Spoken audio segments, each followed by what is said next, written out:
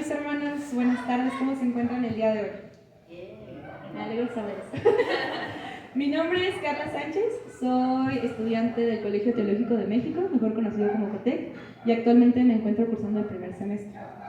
La verdad es que me encuentro muy agradecida, emocionada de estar aquí el día de hoy. Gracias a la líder Areli por permitirme estar aquí, pero sobre todo a Dios porque me da la bendición de poder estar pues, en este lugar junto con ustedes.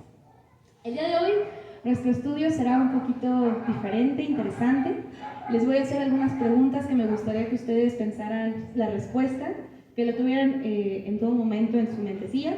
Si no creen que sea posible, les dejo unas hojitas para que lo apunten. Bueno, le paso varias, ¿no? Pero necesito que tengan muy presentes esas respuestas, ¿vale? La verdad es que me gustaría hacer esto un poco más interactivo, que ustedes conocieran sus respuestas, que las tuvieran presentes. Así que, pues, dejemos todo en manos de Dios. Esperemos que Dios me utilice como una herramienta en este pequeño estudio, porque al final de cuentas todo es por Él y para Él, y pues para darse siempre su gloria. Entonces los invito a cerrar sus ojos. Vamos a hacer una oración. Padre bendito, muchas gracias porque nos encontramos aquí el día de hoy, Señor.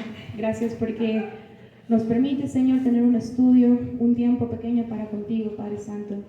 En este momento ponemos en tus manos este tiempo donde seas tú el centro, Señor, seas tú el foco de atención, Señor. No sea yo ni las personas que estamos aquí, sino seas tú y el Espíritu, Señor, hablando en nuestros corazones. Permite, Señor, que este estudio inunde nuestra vida, penetre completamente en nuestro corazón y nos permitas conocerte. Así que, Padre, para darte todo el momento la gloria y la honra, en el nombre de tu Hijo amado Jesús. Amén. Pues bueno, para aquellas personas que me conocen y para aquellas personas que no me conocen, sabrán que yo soy una persona muy sentimental. Yo soy una persona extremadamente sentimental.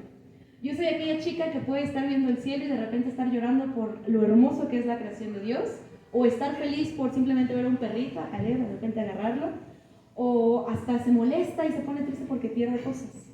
Y no tenemos por qué avergonzarnos de estas emociones, porque son emociones que Dios nos ha permitido crear dentro de nosotros, ¿saben?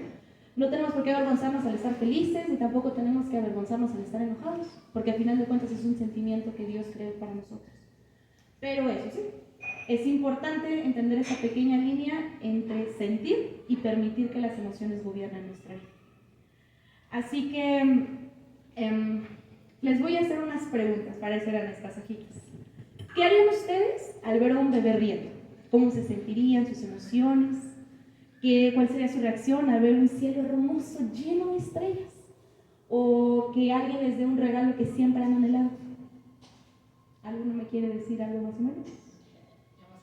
Emocionada. ¿Otro ejemplo? Alegre. Expresión. Wow. Ok, es válido, ¿no? Porque nos dan un regalo que siempre habíamos anhelado. Alguien quiere un microornito, alguien quiere un coche, una casa o un terreno, ¿no? No sé. Pero, ¿qué harían ustedes cuando una de las personas más cercanas y más allegadas a ustedes los hieren de la manera que más les duele en su corazón? ¿Cómo sería su reacción? Eso quédenselo aquí. Así que los invito a conocer más acerca de un personaje que dentro de la Biblia existen demasiadas historias acerca de una traición, pero hoy les quiero hablar de una persona en específico. Es así que con ayuda del método del el método biográfico, que es aquel que nos permite estudiar un libro, libros, capítulos o pasajes de la Biblia, con el fin de extraer a un personaje en específico y conocer el contexto a más amplitud, ¿saben? No solamente quedarnos con lo que está aquí, sino conocer un poquito más allá de lo que el capítulo quiere decir. Es así que vamos a poder tener un contexto más amplio, ¿vale? El día de hoy, nuestro personaje, como se mencionó, es alguien que vivió hace muchos años. Estamos hablando de la época del rey David. Hace muchos años y Jesús había nacido. Así que los invito a abrir sus Biblias, si es que traen Biblias digitales o parecidas, en 2 de Samuel 15, del 1 al 16. Ya que veo que todos son digitales, ¿les parece si lo leemos en la NBI? Y May, ¿nos ayudas a leer del 1 al 8? Areli, del 9 al 16, por favor. 2 de Samuel 15. de 1 al 16.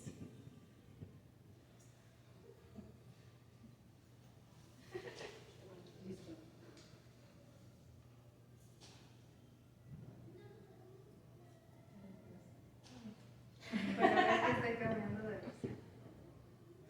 ¿NBI dijiste? Sí, NBI. NBI.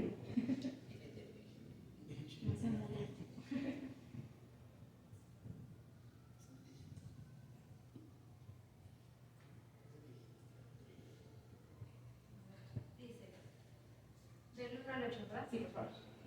Pasando algún tiempo, Absalón consiguió carros de combate, algunos caballos y una escolta de 50 soldados. Se levantaba temprano y se ponía a la vera del camino, junto a la entrada de la ciudad. Cuando pasaba alguien que iba a ver al rey para resolver un pleito, Absalón lo llamaba y le preguntaba de qué pueblo venía. Aquel le decía de qué tribu israelita era, y Absalón aseguraba: tu demanda es muy justa, pero no habrá quien te escuche de parte del rey. Enseguida añadía: ojalá me pusiera por juez en el país. Todo el que tuviera un pleito o una demanda vendría a mí y yo se le haría justicia. Además de esto, si alguien se acercaba para postrarte ante él, Absalón le tendía los brazos, lo abrazaba y lo saludaba con un beso. Esto hacía Absalón con todos los israelitas que iban a ver al rey para que les resolviera algún asunto, y así fue ganándose el cariño del pueblo. Al cabo de 4 años, Absalón dijo al rey: permítanme ir a Hebrón a cumplir una promesa que hice al Señor. Cuando vivía en pues, de Aram, hice esta promesa: si el Señor me concede volver a Jerusalén, le ofreceré un sacrificio. Vete tranquilo, respondió el rey. Absalón emprendió la marcha a Hebrón, pero al mismo tiempo envió mensajeros por todas las tribus de Israel con este mensaje: tan pronto como oigan el toque de trompeta, exclamen: Absalón reina en Hebrón. Además, desde Jerusalén llevó a Absalón a 200 invitados, los cuales lo acompañaron de buena fe y sin sospechar nada. Luego, mientras celebraban los sacrificios, Absalón mandó llamar a un consejero de su padre David, el cual se llamaba Ahitofel, y era del pueblo de Gilón. Así la conspiración fue tomando fuerza, y el número de los que le seguían a Absalón crecía más y más. Un mensajero llevó a David esta noticia: todos los israelitas se han puesto de parte de Absalón. Entonces David dijo a todos los oficiales que estaban con él en Jerusalén: vámonos de aquí, tenemos que huir, pues de otro modo no podremos escapar de Absalón. Démonos prisa, no sea que él se nos adelante. Si nos alcanza, nos traerá la ruina y pasará toda la gente a filo de espada. Como diga su majestad, respondieron los oficiales, nosotros estamos para servirle. De inmediato partió el rey, acompañado de toda la corte, con excepción de 10 concubinas que dejó para cuidar el palacio. Habiendo salido... Bueno, ¿qué podemos extraer de este texto?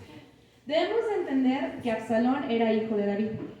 Absalón quería quedarse con el trono de su padre David, a tal grado que empezó a ganarse el corazón de los israelitas, diciéndole: no te preocupes, yo cuando sea juez, o yo voy a ver por ti, ¿no? Entonces, en el momento en el que Absalón fue inteligente este hombre, porque cuando fue por el trono de su padre, al haberse ganado ya el corazón de los israelitas, ya nadie lo iba a matar, porque pues ya todos amaban a Absalón, él iba a reinar Hebrón. Pero aquí hay alguien muy importante, no sé si alguno de ustedes le prestó atención a un nombre en específico que venía en esta Biblia, o en este pasaje. La Biblia menciona en 2 Samuel 15:12 a un hombre llamado Ahitofel o Ahitofel, como lo menciona. Para darles un contexto o a grandes rasgos de quién era él era un hombre judío, como lo mismo menciona aquí, de la ciudad de Gilo. Él se encontraba en el noroeste de Hebrón, en las zonas montañosas de Judá. Él era un hombre importante en el reino de David. ¿Alguien me puede repetir el 15:12, por favor?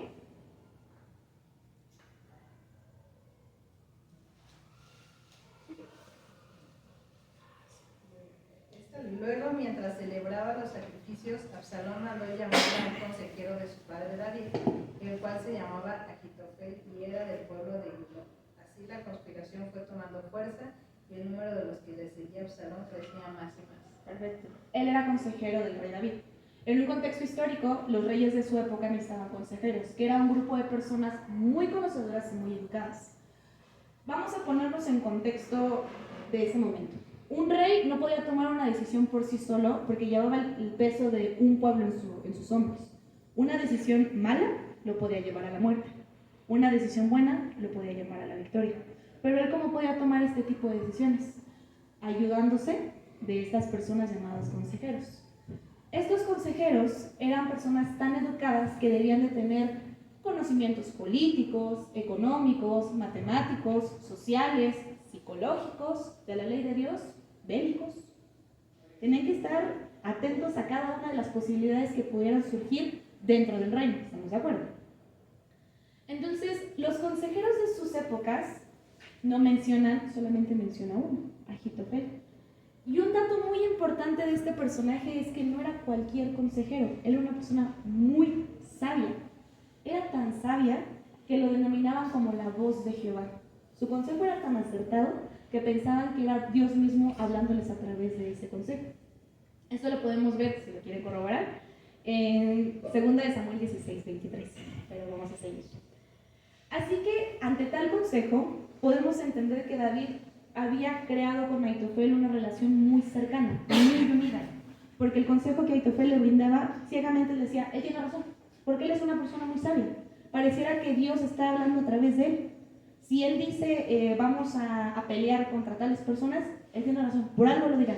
O no hay que pelear de manera con espadas, hay que pelear con esperanza y esperar y tener un tiempo. Él es una persona muy sabia, hay que esperar. Es así que nos genera una pregunta a nosotros. ¿Por qué Ahitofel traicionó al rey David? Porque menciona en el mismo pasaje que acabamos de hablar que Ahitofel se unió a Absalón y fue ahí cuando el movimiento empezó a tomar muchísimo más fuerza. Ahitofel era un judío de su época, eso tenemos que tomar en cuenta. Él era un patriarca. Para aquellas personas que no sepan, un patriarca era la cabeza de un hogar, es decir, por muchas generaciones. Hijas, hijos, nietas, bisnietos y todas las descendencias que pudiesen llegar. En su época pues eran personas muy longevas que vivían muchísimos años. Entonces él era la cabeza directa de ese hogar. Entonces, él al ser un patriarca de este lugar, de su hogar, Ahitofel era una persona conocida no solamente por su sabiduría dentro del reino de David, sino que él era padre de uno de los guerreros de David. Ser un guerrero de David significaba formar parte de un ejército que en cualquier momento que necesitaba una batalla, ellos daban su vida por el reino. Entonces era alguien muy importante también dentro de ese reino.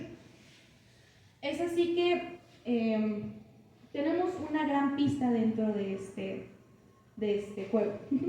Vayamos a 2 de Samuel 11:3. ¿Nos puedes ayudar, por favor? 2 de Samuel 11:3.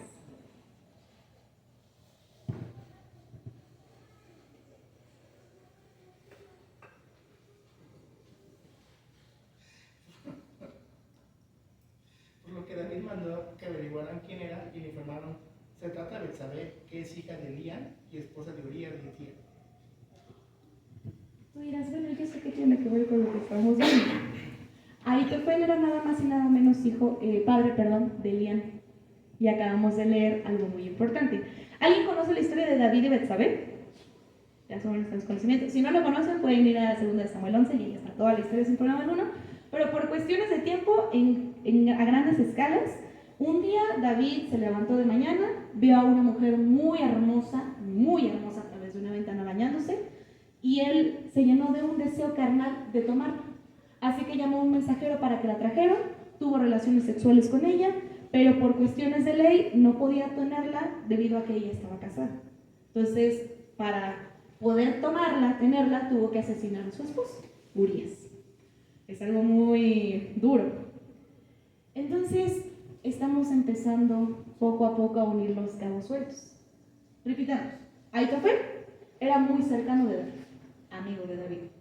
Pero Aitofel era padre de Elián. Elián era padre de Betsabé. Entonces, ¿qué hace Aitofel de Betsabé? Su abuelo. Muy bien, es su abuelo. Mike, ¿nos acompañas a Salmo 55, 12, 14?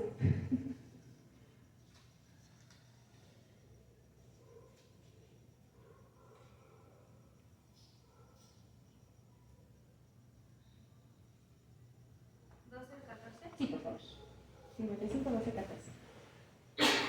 Si un enemigo me insultara, yo lo podría soportar. Si un adversario me humillara, de él me podría yo esconder.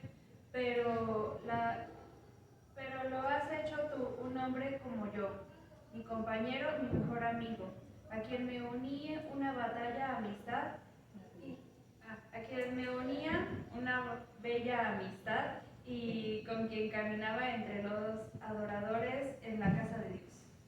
Como podemos ver dentro de este pasaje, Aitofel no era cualquier hombre en David. Aitofel era muy cercano. Él lo determinaba como su compañero, su mejor amigo, la amistad más cercana que ha tenido. Y eso, si lo ponemos en un estilo actual, me imagino que le ha de haber lastimado mucho a David esa presión. Pero regresemos en contexto. Poniendo como base a Aitofel, ¿por qué siendo Aitofel su cercano, su amigo, traicionó a David de esa manera, poniéndose en su contra junto a su hijo Absalón? Podemos entender que Aitofel no tomó las mejores decisiones, pues al traicionar a su mejor amigo, la verdad perdió más de lo que quería ganar. Carnalmente, si lo vemos de esa perspectiva, podemos entender que este personaje lo vamos a entender, pero no lo podemos justificar. Pues como abuelo patriarca, que de una nieta, solamente una mujer en su familia, fue tomada por su mejor amigo de una manera para solamente satisfacer carnalmente su necesidad y su deseo, para Aitofel, ¿cómo le pudo haber reaccionado a esto? Para él fue como, oye, tú me has declarado tu mejor amigo, teniendo la posibilidad de tomar cualquier mujer que pudieses. Tomas a una mujer casada, tomas a mi nieta. ¿Cómo creen que se pudo haber sentido Aitofel en ese momento? Traicionado, herido, lastimado. David lo único que quería de ella era simplemente satisfacer su deseo sexual.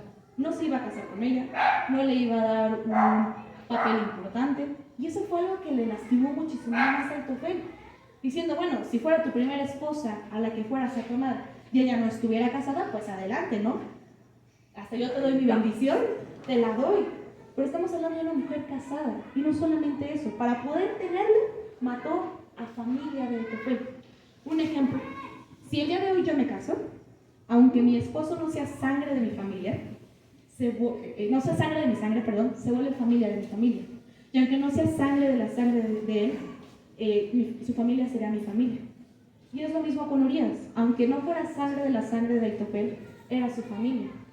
Entonces no solamente tomó a su nieta, y recordemos que en un contexto histórico, cuando una mujer casada tenía relaciones con otras personas, era vista como adúltera y como pecadora.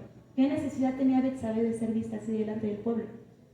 Si lo ponemos de una perspectiva un poco más analítica, la humilló delante del pueblo de Israel, al tomarla por un deseo carnal, por un deseo pasional, que no vio David ni siquiera lo que estaba haciendo. Y eso fue lo que aún más lastimó a Aitofel. Entonces, se estaba llenando de emociones dentro de él. Supongo que no sanas, la verdad. Entonces, viéndolo desde la perspectiva de este personaje, David, siendo muy cercano, tomó algo muy preciado para él.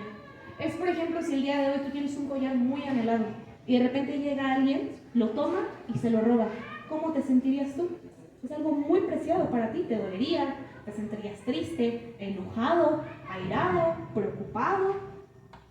¿Recuerdas lo que contestaste al principio de la pregunta de qué harías cuando una de las personas más cercanas y allegadas de ti te lastimaran de la manera que más te lastimaran? ¿Te duele? ¿Tú crees que serían las mismas emociones que Aitofel tomó? ¿Sí? Es válido decir que no. Es válido decir yo sí tengo a Cristo. Pero, ¿ustedes creen que haya sido lo mismo? Las emociones que sobresalían dentro de Aitofel cuando esto pasó era algo que resaltaba constantemente en su corazón. Ahora vamos a ver un tiempo. Desde el tiempo de Betsabé hasta que Absalón se levantó en armas pasaron muchos años. No fueron días, no fueron meses, fueron años. ¿Cuánto tiempo esas emociones estuvieron dentro de su corazón? Llegó una semilla de odio, de desprecio, de enojo, se sembró dentro de su corazón y poco a poco lo fue llenando. Y esa plantita fue creciendo, fue creciendo, fue creciendo. Y conforme iba creciendo, la sed de venganza, la sed de ver que pagara de la misma moneda que David le pagó, también iba creciendo. Fueron muchísimos años. Él empezó a sentir rencor. Nació rencor dentro de él y un deseo de venganza muy bueno. Entonces, hay que tomemos en cuenta que entre los hombres de su época y nosotros hay una diferencia muy abismal. Y es un regalo muy hermoso. ¿Alguno de ustedes sabe cuál es? No. ¿Cuál es? El Espíritu Santo. El Espíritu Santo. En su momento, para su momento no lo tenían, por eso es una diferencia muy abismal. Ellos no tenían el Espíritu Santo, nosotros tenemos el Espíritu Santo. Cuando nosotros aceptamos a Cristo en nuestro corazón, el Espíritu Santo ahora mora dentro de nosotros. Y uno de los frutos del Espíritu Santo es templanza o dominio propio, como lo quieran ver.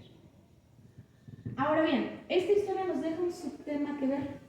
Es el cuidado que debemos de tener hacia este tipo de personas. Aquellas que se dejan cegar por las emociones, a tal grado que permiten que sus emociones gobiernen sobre él. Aitofel permitió que sus emociones lo gobernaran, y si no en Absalón, sabía perfectamente cómo atacar a David.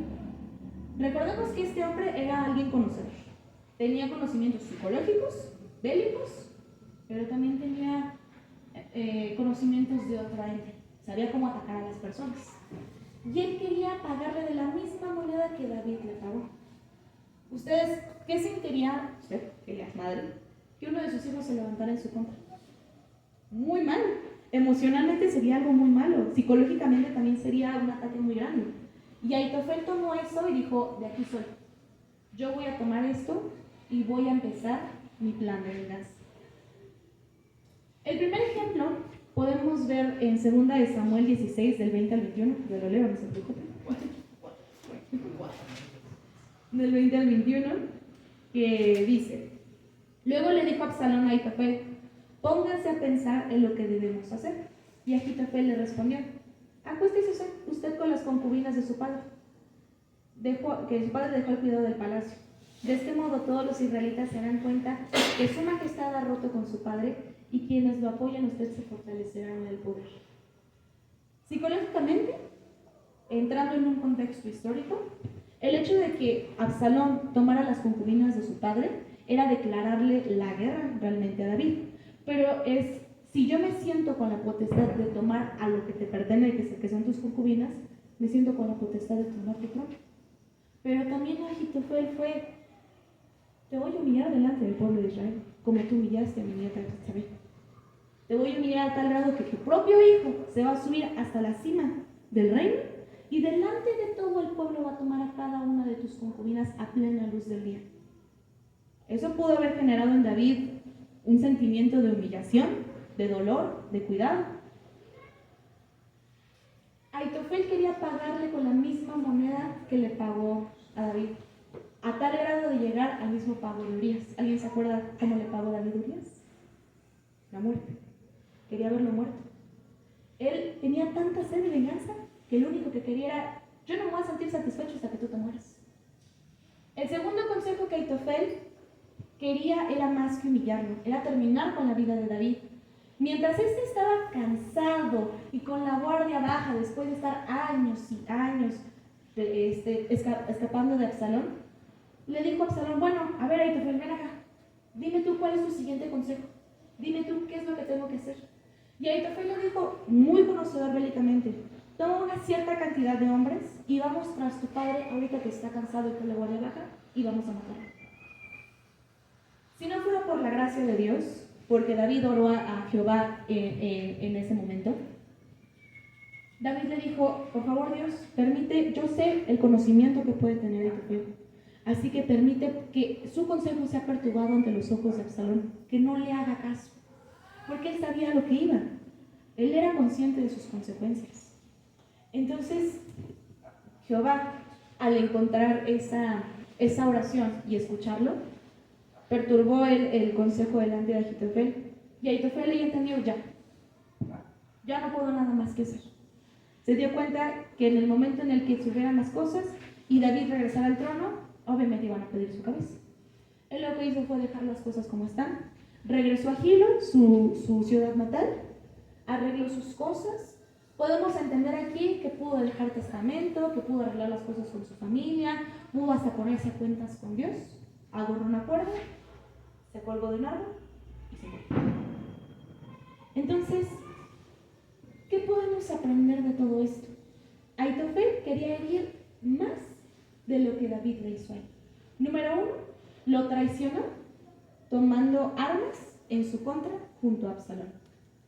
Lo quería humillar delante de todo Israel como Betsabé fue humillado y quería pagarle como Urías fue pagado, con la muerte. ¿Qué podemos aprender de todo esto, mis hermanos? Aitofel fue cegado por unas emociones que mucho tiempo estuvo sembrando dentro de su corazón. Se dejó gobernar por esto mismo. Puede ser odio, impotencia, enojo, hasta tristeza, dolor, pero se dejó cegar por cada uno de estos. Dentro de esta historia podemos conocer que las emociones, sí, Dios nos las dio, pero no es bueno dejarnos cegar por ellas. Un dato importante de este hombre es que Aitofel viene del hebreo Ahitofel, que significa locura o insensatez. Imagínate. Este hombre se volvió tan loco de la ira que permitió que sus sabios consejos se convirtieran en consejos insensatos. Entonces, ¿qué concluimos de todo esto? Aitofel es un ejemplo que no debemos permitir en estos días. Si bien es difícil perdonar a aquellas personas que nos lastiman, como le fue difícil perdonar a David, Jesús es el ejemplo más claro que debemos de aprender a perdonar y soltar todo. Porque él, siendo un hombre sabio, pudo haber ido con Dios y decirle, ¿sabes qué, Dios? Te entrego todo esto, yo no sé cargar con estas emociones, me encuentro muy dolido, me siento muy lastimado porque mi mejor amigo me traicionó de esta manera, pero no lo hizo. Él permitió que esas emociones que estaban dentro de él empezaran a sembrarse, a nacer, a tal grado de generar odio, desprecio, decir, este desgraciado me las va a pagar, me lo voy a matar. ¿Cuánto enojo por tantos años pudo haber sido? Y debemos de entender algo y permitir algo. Nosotros tenemos un regalo, el Espíritu Santo. Tenemos que permitir que more no solamente dentro de nosotros, sino sobre de nosotros. Y que nos permita tener dominio propio sobre estas emociones. Ni tú ni yo somos justos, ni de quién es la venganza. Solamente Dios es justo y solamente de Dios es la venganza. Así que dejemos todo en sus manos, porque Él va a pelear nuestras batallas. Así que muchísimas gracias, esto es todo.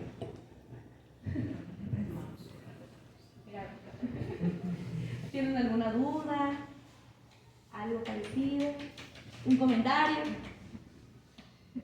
Muchas veces nos hemos sentido como Aitofel, ¿no? Yo la verdad, yo sí me he sentido como Aitofel, todo enojado. Yo he hecho cosas y a mí me han hecho cosas que a mí me han dolido. Y planeo. He tenido esa sed de venganza y Dios me ha dado mis cachetadones y me ha dicho, a ver, ¿de quién es la venganza? ¿Es tuya o es mía? No sé si alguno de ustedes esté pasando por algo así, que está permitiendo que su corazón se esté llenando, turbando de alguna situación. Hay una emoción dentro de ti que posiblemente está entre esa pequeña línea de dejar de ser prudente a empezar a gobernar en tu vida. Así que te invito a cerrar tus ojos para, pues, despojarnos de todo ello, porque no es nuestra venganza, es la venganza de Dios. ¿Vale? Cerramos nuestros ojitos. Padre amado, muchas gracias por este tiempo, Señor. Gracias porque a través de tu palabra nos enseñas muchas cosas. cosas que debemos de hacer, cosas que no debemos de hacer, y ejemplos de aquellas personas que toman cosas que no son agradables delante de tus ojos, Padre. Gracias, Señor, porque nos has permitido un regalo hermoso llamado Espíritu Santo, Señor, que mora dentro de nosotros, que día tras día deseamos que crezca más y más para que ya no vivamos nosotros, más ahora vivas tú a través de nosotros, Señor. Y en este momento, Señor, nos despojamos de aquellas emociones, aquellos sentimientos que pueden regir decisiones, Señor, que pueden llevarnos a caminos malos, que pueden llevarnos a decisiones equivocadas o hasta la misma muerte, Padre bendito. Señor, tú conoces cada sentimiento, tú conoces cada situación, cada corazón que se encuentra dentro de este lugar, Padre. Y sobre todo conoces cada proceso o cada dificultad que día a día se presenta dentro de nuestros corazones, Señor. Así que, Padre, tú llena e inunda, Señor, de esa paz sobrenatural que solamente tú puedes dar. Y permite, Señor, que ese espíritu rija sobre dentro de esas emociones, Señor, y que se haga tu voluntad en nuestras vidas. Que entendamos que la venganza y la justicia vienen de ti, y que entendamos, Señor, que tú no vas a hacer una venganza a nuestro parecer o a nuestro gusto o a nuestro deseo, Señor. Haznos entender, haznos madurar a través de estos sentimientos, Señor. Que no lleguemos a tal punto como Ahitofel, sino que podamos ser prudentes, Señor. Nuestro corazón sea prudente entre cada decisión, Padre bendito. Dejamos todo en tus manos, Señor. Llévanos con bien a casa, Padre Santo. Y día tras día enamóranos de ti. Inúndanos de tu paz. Y danos ese dominio delante de cada situación que puede pasar. En el nombre de tu amado Jesús. Amén. Y pues bueno, como a mis niños chiquitos, les voy a dar un versículo para que se acuerden de esta situación. Así que en Efesios 4:26 hay un versículo muy bueno que nos puede recordar esta situación. Cada que tú te sientas molesto, cada que tú te sientas triste, cada que tú te sientas feliz y crees que ese sentimiento vas a regir tus decisiones, pero sobre todo el enojo, recuerda, enójense, pero no pequen, que no se ponga el sol sobre su enojo. Entonces, esto es todo, mis hermanos. Espero que haya sido de bendición para sus corazones. Y pues muchas gracias.